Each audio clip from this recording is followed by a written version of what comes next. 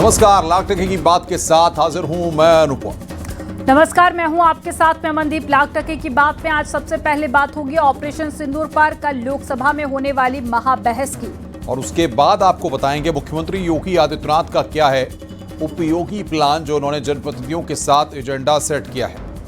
साथ ही जानेंगे धर्मांतरण गैंग पर क्या है समाजवादी सुमन का ज्ञान, जिस पर बीजेपी ने करारा पलटवार किया है। और फिर बात करेंगे कि आकाश लाएंगे बीएसपी में आनंद। यूपी उत्तराखंड में समीक्षा बैठकों के बाद बिहार की तरफ रुख कर रहे हैं। देखते हैं खबरें विस्तार के साथ।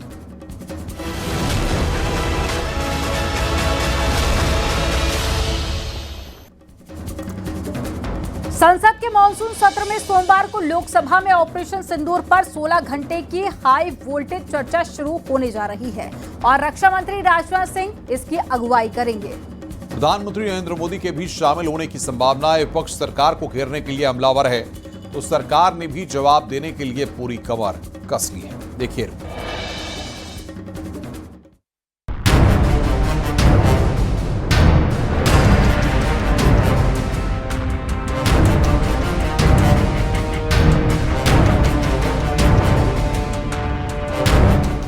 संसद के मॉनसून सत्र में हंगामे ही हंगामा है।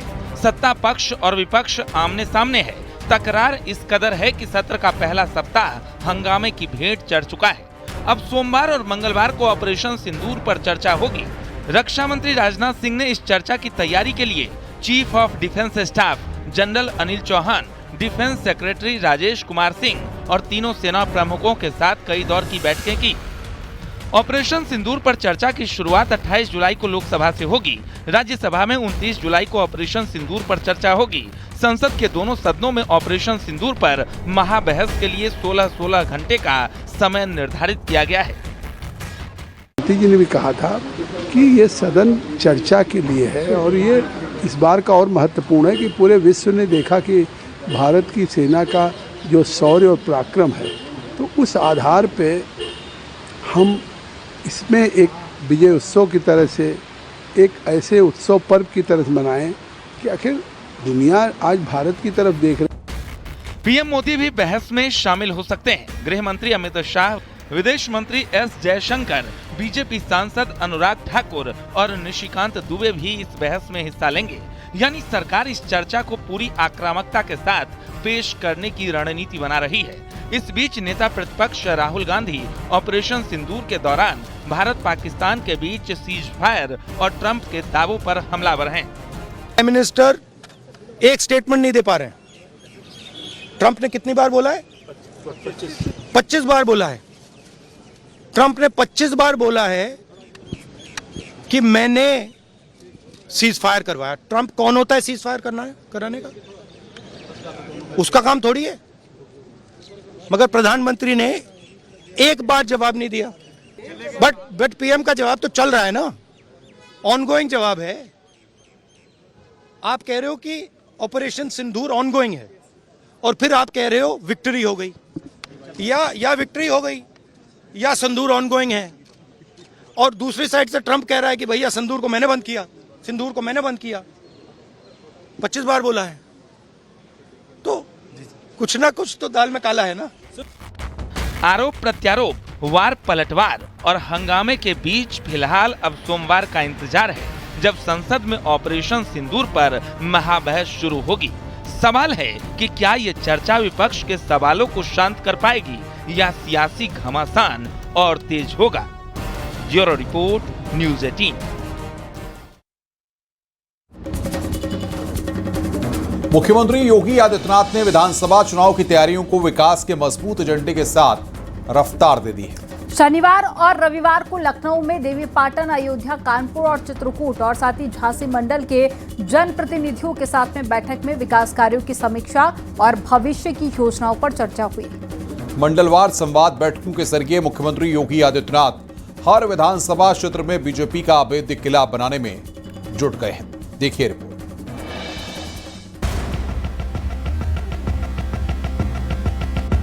सीएम योगी ने विधानसभा चुनाव से पहले विकास को अपनी सबसे बड़ी ताकत बनाने का प्लान तैयार किया है। शनिवार को देवी पाटन और अयोध्या मंडल, जबकि रविवार को कानपुर, चित्रकूट और झांसी मंडल के सांसदों और विधायकों के साथ लखनऊ में विशेष संवाद बैठकें हुई। इन बैठकों में सीएम ने प्रत्येक विधायक से उनके क्षेत्र की जमीनी हकीकत और विकास कार्यों की प्रगति पर फीडबैक लिया।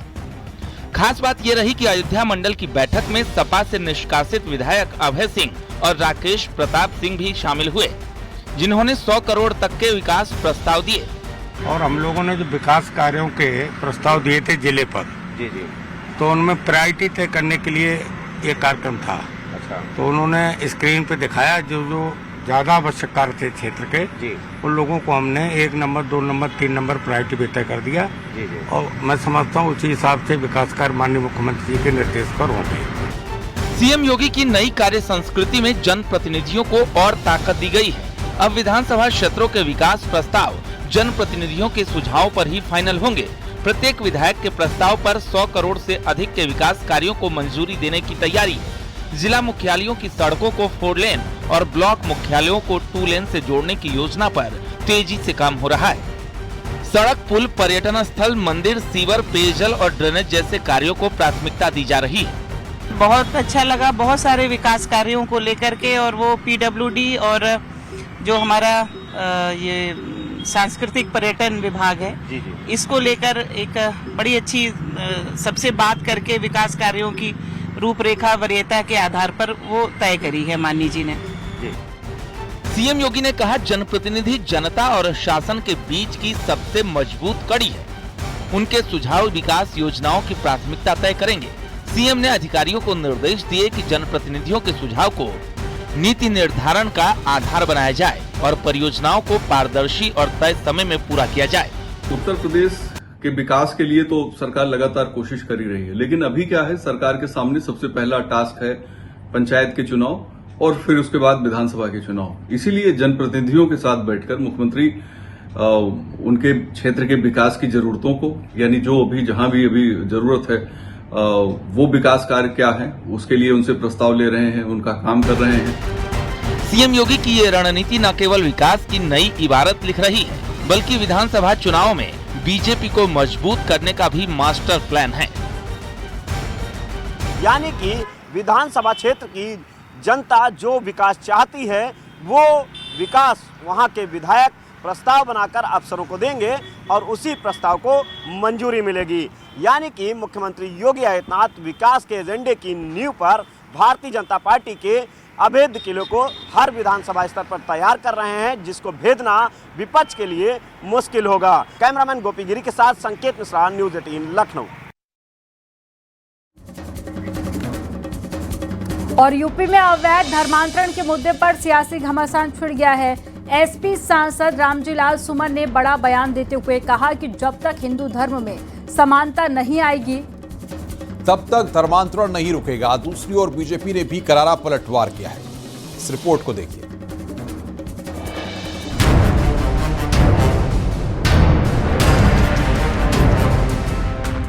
हाल ही में बलरामपुर और आगरा में पुलिस ने अवैध धर्मांतरण के बड़े गिरोह का पर्दाफाश किया है। इन गिरोह पर करीब हिंदू लड़कियों को धन और अन्य प्रलोभनों का लालच देकर इस्लाम कबूल करने के लिए मजबूर करने का आरोप है। फिरोजाबाद समेत कई जिलों में ऐसे संगठित गैंग सक्रिय पाए गए जो सुनियोजित तरीके से धर्म परिवर्तन करवाते थे। धर्मांतरण गैंग के बेनकाब होने की खबरों के बीच एसपी सांसद रामजी लाल सुमन का बयान सामने आया है। उन्होंने हिंदू धर्म में छुआछूत और असमानता का जिक्र करते हुए धर्मांतरण के मुद्दे को नया रंग दे दिया है। तो चीजों की बात नहीं कर सकता, जहाँ लालच से कोई धर्म परिवर्तन हो रहा है या किसी और कारण से धर्म परिवर्तन हो रहा है, हम उसका विरोध करते हैं। लेकिन जो सनातन को मानने वाले लोग हैं, हिंदू धर्म के मानने वाले लोग हैं, उनको ये समझना चाहिए कि जब तक हिंदू धर्म में विषमता रहेगी, समता का भाव नहीं आएगा। मैंने ये भी कहा था कि स्वामी विवेकानंद, महात्मा गांधी दोनों ने कहा था कि अगर ये धर्म समानता का धर्म नहीं बन सकता तो धर्म नष्ट हो जाए। हिंदू धर्म के लोगों ने इस समाज में अगर छुआछूत का दौर जारी रखा तो धर्म परिवर्तन करने से कोई माई का लाल रोक नहीं सकता। बीजेपी ने सुमन के बयान पर तीखा पलटवार किया। बीजेपी ने एसपी पर तुष्टीकरण की राजनीति का आरोप लगाते हुए कहा कि सनातन को खत्म करने के लिए उनके सपने कभी पूरे नहीं होंगे। वो सनातन के बारे में टिप्पणी करें और सनातन की व्यवस्था के बारे में टिप्पणी करें, तो ये तो कहीं से औचित्यपूर्ण नहीं है। और सनातन अपने आप में हजारों हजार वर्ष पुरानी परंपरा है, पद्धति है, और उसके अंतर्गत जो भी व्यवस्थाएं हैं वो सनातन अपनी मान्यताओं को मनाते हुए चला आ रहा है। इसमें वो किसी प्रकार का जो उनका सुझाव है, जो सुझाव तुष्टीकरण की राजनीति के आधार पर हो और बांटो और राज करो की राजनीति के आधार पर हो, ऐसे सुझाव को कोई सुनेगा और कोई मानेगा? तो समाजवादी पार्टी के ये सब क्या कहेंगे, ये सपने हैं सब।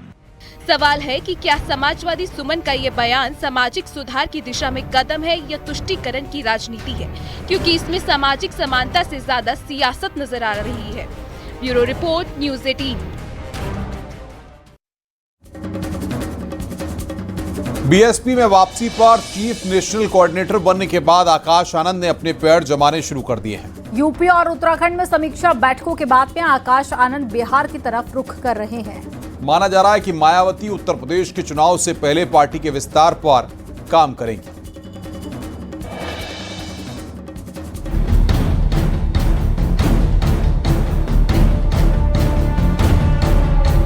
बीएसपी में आकाश आनंद को मायावती ने जैसे ही जिम्मेदारी दी थी, वैसे ही उन्होंने अपना बड़ा सियासी रूप दिखाना शुरू कर दिया था। 2024 के लोकसभा चुनाव के दौरान सीतापुर में दिए गए भाषण के बाद वो न सिर्फ सबकी नजरों में आ गए थे, बल्कि मायावती की कार्रवाई के शिकार भी हो गए। लेकिन एक बार फिर से आकाश आनंद पार्टी को मजबूत करने में जुट गए हैं। इसके लिए बिहार, पंजाब, हरियाणा, दिल्ली और उत्तर प्रदेश में काफी सक्रिय दिखाई दे रहे हैं। बहुजन समाज पार्टी में आने जाने के बाद, जिम्मेदारियां मिलने वापस छीनने के बाद फिर से आकाश आनंद के पास जिम्मेदारी है। अब बिहार के चुनाव सबसे ज्यादा इंपॉर्टेंट है। हालांकि बीएसपी वहां कभी बहुत मजबूत नहीं रही है, लेकिन फिर भी आकाश आनंद के लिए एक लिटमस टेस्ट है। और अगर बिहार में वो अच्छे से कल्टीवेट करते हैं, पार्टी के लिए कुछ अच्छी अपॉर्चुनिटी क्रिएट करते हैं वहां पे, तो निश्चित तौर पे उनका ग्राफ बढ़ेगा। उधर समाजवादी पार्टी आकाश आनंद को अपने लिए बड़ा चैलेंज नहीं मानती है, जबकि बीएसपी उनके पीडीए के फॉर्मूले में रोड़ा बन सकती है। ये बसपा का अंदरूनी मामला है कि वो आकाश आनंद को कुछ जिम्मेदारी देते हैं, फिर हटाते हैं, फिर देते हैं, फिर हटाते हैं। ये बसपा का पूरी तरह से अंदरूनी मामला है। उस पे समाजवादी पार्टी को कोई टिप्पणी नहीं करनी है, क्योंकि समाजवादी पार्टी पे पिछड़े, दलित, अल्पसंख्यक, किसान, मजदूर को भरोसा है कि अगर पूरे देश में कहीं दलितों पे अत्याचार हुआ, पिछड़ों पे अत्याचार हुआ, तो उनकी आवाज अगर किसी ने उठाई है, आवाज को बुलंद किया है, तो आदरणीय अखिलेश यादव, ये समाजवादी पार्टी ने किया है। 2027 के विधानसभा चुनाव में बहुजन समाज पार्टी ने अगर अपना दम दिखाया, तो दलित वोट पर दावा करने वालों की दिक्कतें बढ़ सकती हैं। Bureau report, news 18।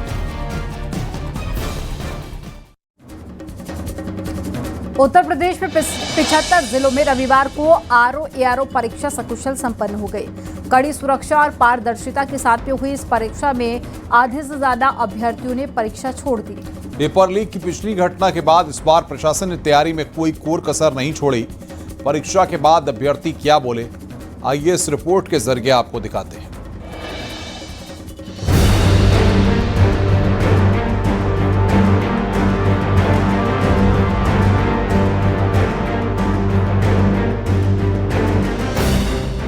रविवार को यूपी के 75 जिलों में 2382 केंद्रों पर सुबह 9:30 बजे से दोपहर 12:30 बजे तक आरओ-एआरओ परीक्षा एक ही पाली में आयोजित की गई।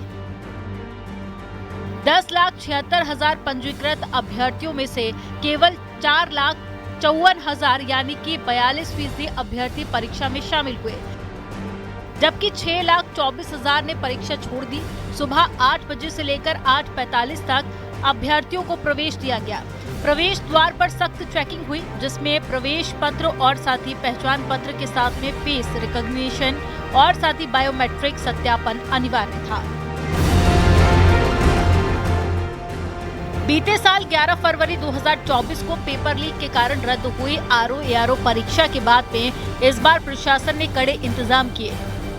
सभी केंद्रों पर सीसीटीवी कैमरे की निगरानी में परीक्षा हुई।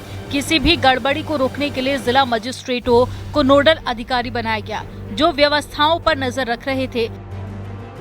तलाशी के बाद ही अभ्यर्थियों को केंद्र में प्रवेश मिला। अभ्यर्थी भी प्रशासन के इंतजामों की तारीफ करते दिखे। काफ़ी चीज़ें या काफ़ी प्रोटेक्शन मेजर्स वगैरह यूज़ किए गए पहले से, मतलब QR कोड, आई स्कैनिंग वगैरह, जिन्होंने बार कोड वगैरह, मतलब सारी व्यवस्था सही थी। इवन कैंडिडेट्स को अगर कोई किसी चीज़ की परेशानी होती है, बाकायदे उन्होंने सील पैक वगैरह सब कुछ चेक कराया। बार की अपेक्षा काफ़ी अच्छा था, काफ़ी सही था और विश्वास है, पूरी उम्मीद है परीक्षा फेयर तरीके से हुई है, अच्छा रिजल्ट आएगा। सुविधाएं सही थी सब सारी? बिल्कुल। व्यवस्था मतलब जो कई लेयर में जो चेकिंग हुई है, उसके अलावा जो है कोई इंस्ट्रूमेंट आप नहीं ले जा सकते अंदर, पेन के अलावा और एडमिट कार्ड के अलावा, चीज़ें ठीक चीज़ है। और कैमरे की निगरानी में पेपर हुआ है तो अच्छा हुआ। ये परीक्षा न केवल अभ्यर्थियों के भविष्य का सवाल थी, बल्कि यूपी प्रशासन की भी परीक्षा थी, जिसमें परीक्षा को लेकर किए गए इंतजाम पास हो गए। Bureau report, news 18।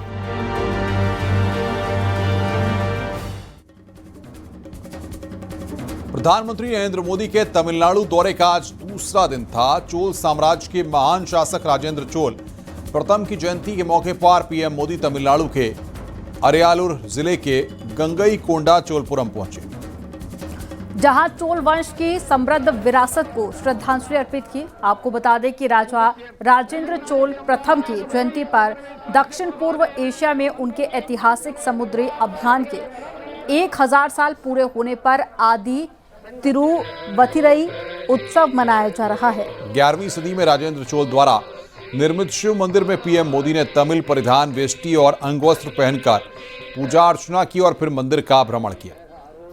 यह शिव मंदिर चोल वंश की स्थापत्य कला और सैन्य शक्ति का प्रतीक है। यह मंदिर यूनेस्को विश्व धरोहर स्थल ग्रेट लिविंग चोल मंदिरों का हिस्सा है।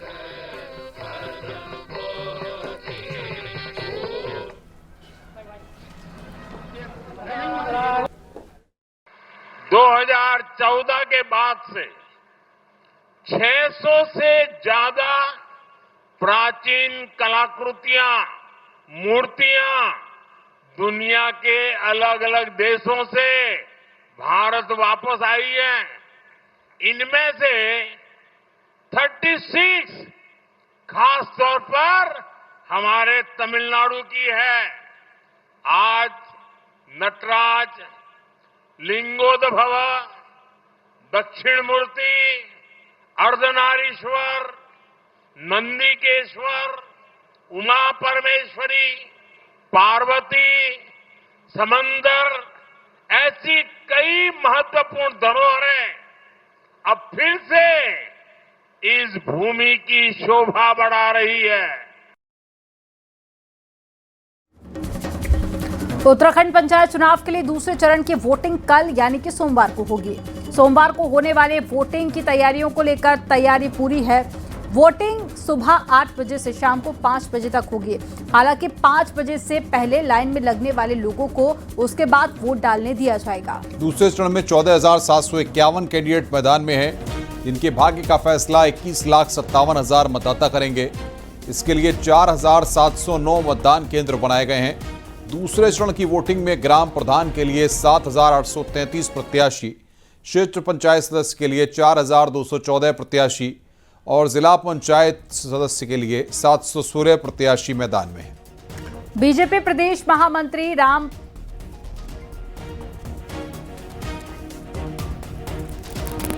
तो ये तस्वीरें आपको दिखा रहे हैं, जहां वोटिंग होनी है वहां पर तैयारियां पूरी कर ली गई हैं। सुबह 8 बजे से लेकर शाम को 5 बजे तक वोट कास्ट कर सकेंगे, लेकिन जो लोग लाइन में 5 बजे से पहले लगे होंगे उनको 5 बजे के बाद तक वोट करने दिया जाएगा।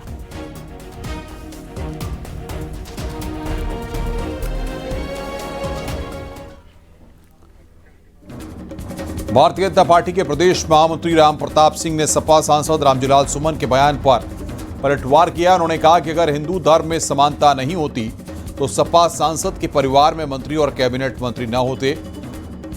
और राम प्रताप सिंह ने समाजवादी पार्टी और कांग्रेस पर धर्मांतरण को बढ़ावा देने का आरोप लगाया। उन्होंने कहा कि योगी सरकार ने विदेशी फंडिंग और जबरन धर्मांतरण के नेटवर्क की कमर तोड़ दी है।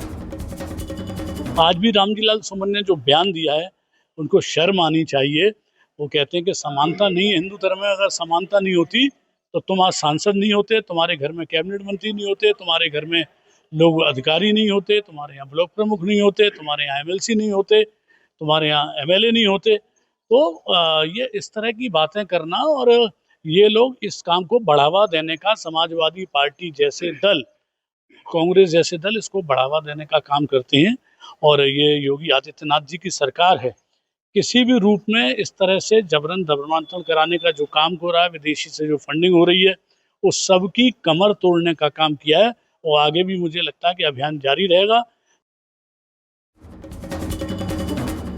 बलिया में परिवहन मंत्री दयाशंकर सिंह ने गंगा से हो रहे कटान का ट्रैक्टर से निरीक्षण किया। बलिया नगर विधानसभा के मालदेपुर क्षेत्र में निर्माणाधीन ग्रीनफील्ड एक्सप्रेसवे के किनारे गंगा नदी द्वारा कटान हो रहा है। इस दौरान संबंधित विभागीय अधिकारियों को कटान रोकने के लिए ठोस कदम उठाने के निर्देश दिए। कहा कि कटान किसी भी दशा में न हो, कटान रोकने की आवश्यक सामग्री से कटान रोका जाए।